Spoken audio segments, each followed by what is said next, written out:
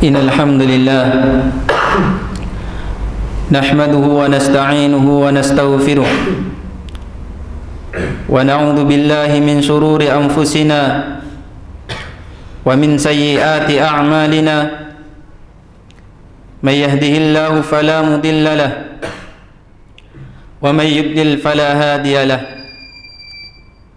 أشهد أن لا إله إلا الله وحده لا شريك له وأشهد أن محمدًا عبده ورسوله صلى الله عليه وعلى آله وأصحابه ومن تبعهم بإحسان إلى يوم الدين أما بعد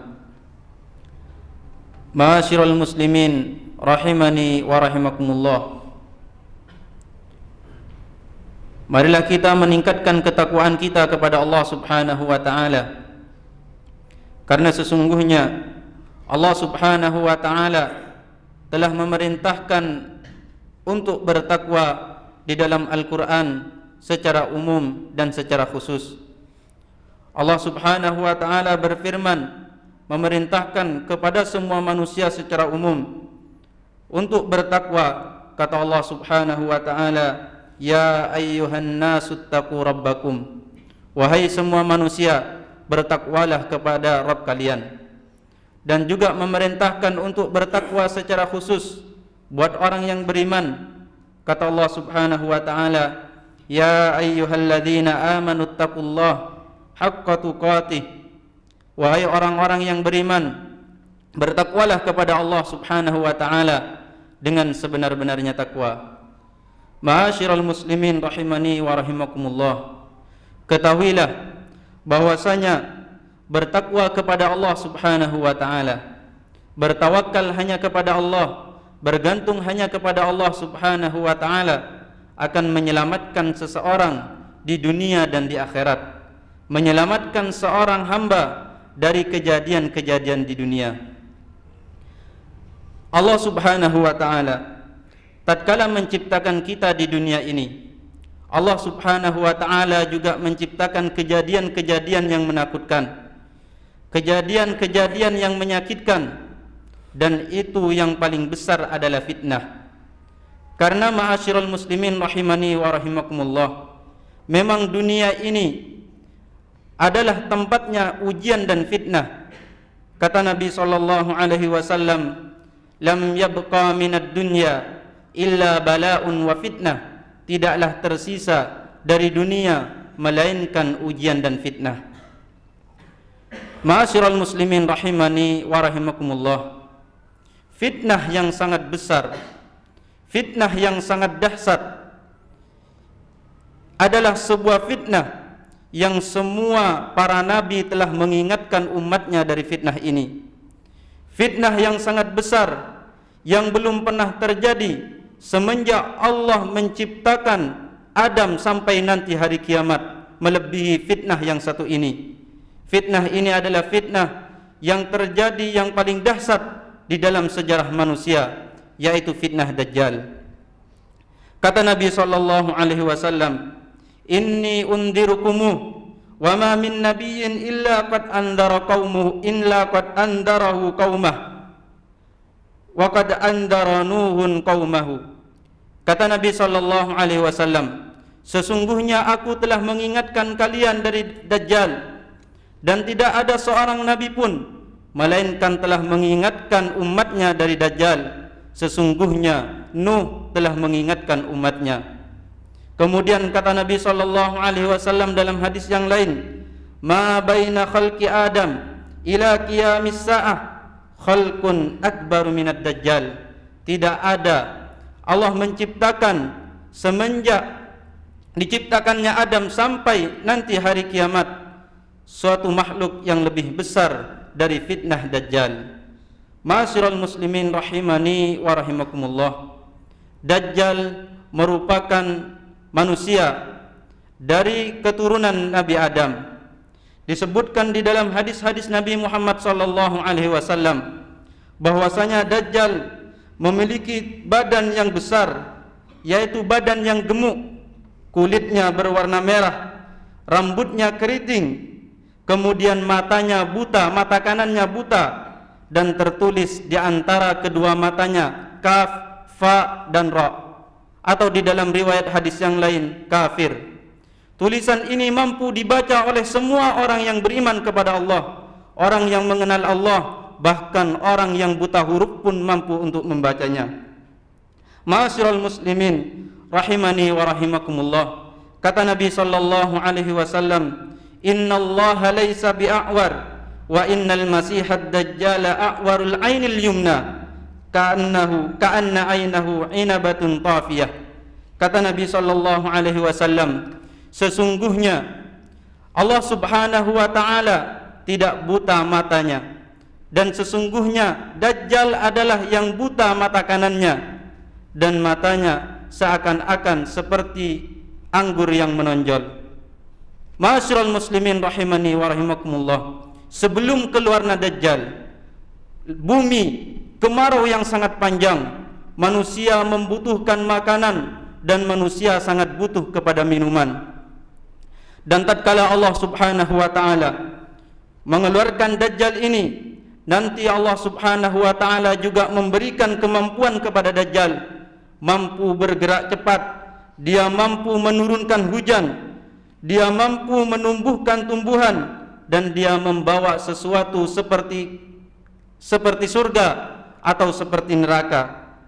Sehingga orang-orang yang tidak mengenal Allah Subhanahu wa taala, orang-orang yang tidak beriman kepada Allah Subhanahu wa taala, seperti orang kafir, orang munafik, orang yang menyekutukan Allah Subhanahu wa taala, nanti akan mengikuti Dajjal ini. Saking besarnya subhat dan fitnah yang dibawa oleh dia.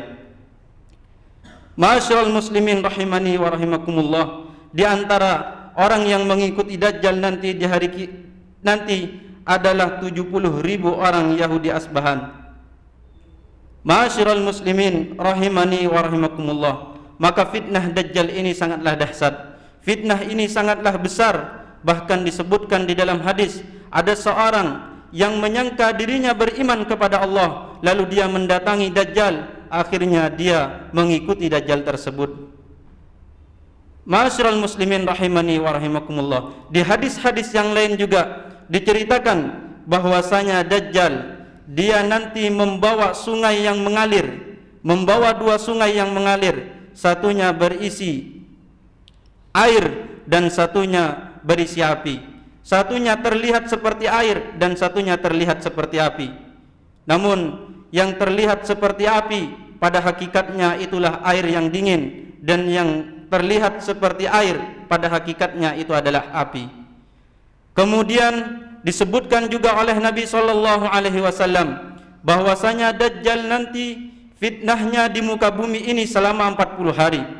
Kata Nabi sallallahu alaihi wasallam, "Arba'una yauman, yaumun kasanah wa yaumun kasahar wa yaumun kajum'ah wa sairu ayyamihi ka ayyamikum." Kata Nabi sallallahu alaihi wasallam menerangkan bahwasanya Dajjal nanti di muka bumi ini selama 40 hari. Satu hari pertama seperti 1 tahun, satu hari kedua seperti 1 bulan, satu hari ketiga seperti Jumat, maksudnya 1 pekan, dan hari-hari yang lainnya seperti hari biasanya. Maka begitu besar dan dahsyatnya fitnah Dajjal ini, yang kita harus hati-hati dan waspada dari fitnah ini. Aqulu ma tasma'un wa astaghfirullaha li wa lakum wa lisairil muslimina min kulli dhanb fastaghfiruhu innahu huwal ghafurur rahim.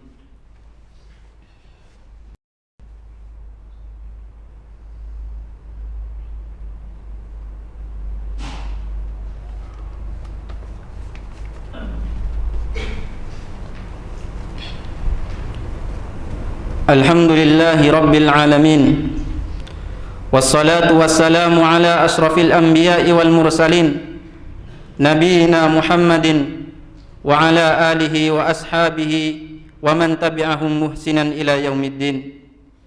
Ma'asyiral muslimin rahimani wa rahimakumullah, bertakwalah kepada Allah Subhanahu wa taala, karena sesungguhnya ketakwaan yang bisa menyelamatkan seorang di dunia dan di akhirat.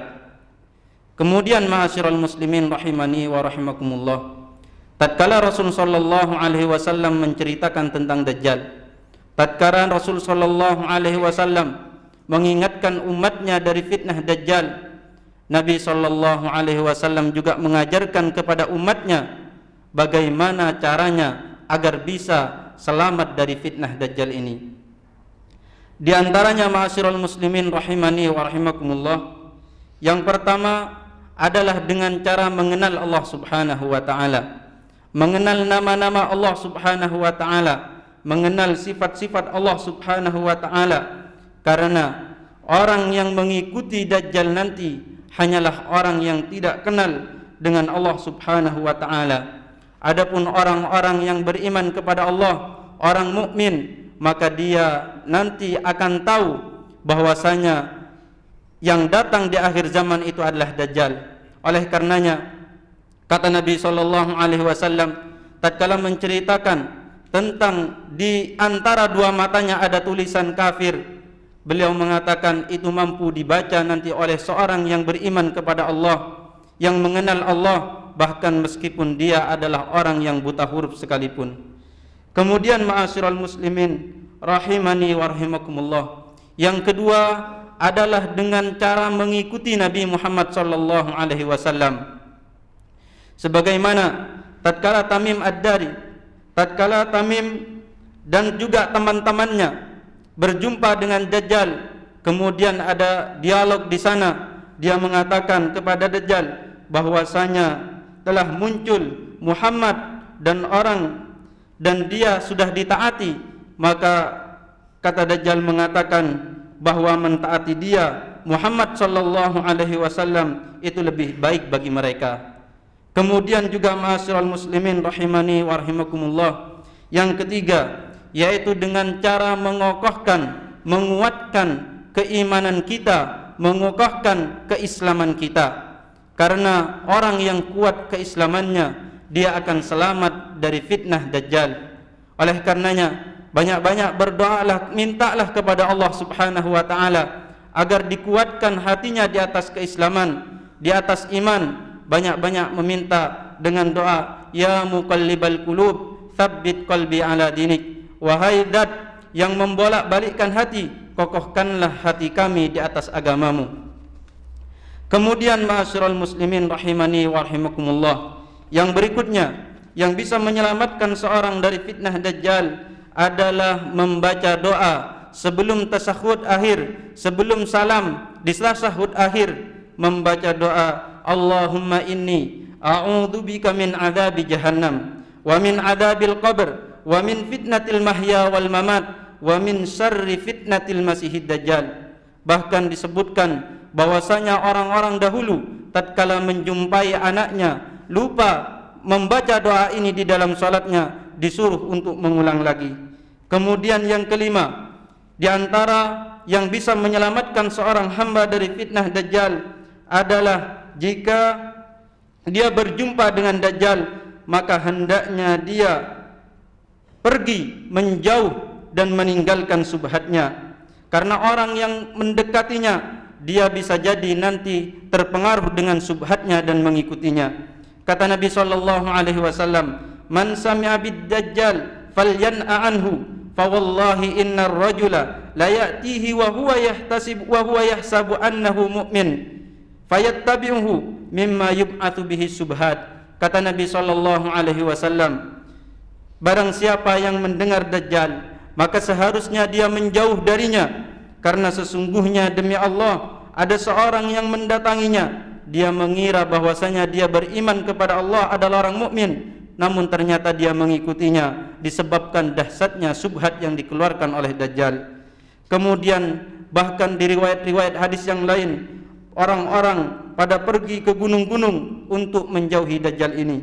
Kemudian yang berikutnya yang bisa menyelamatkan seorang dari Dajjal, jika dia mampu, maka hendaknya pergi ke dua tanah haram, Mekah dan Madinah, karena keduanya tidak bisa dimasuki oleh Dajjal.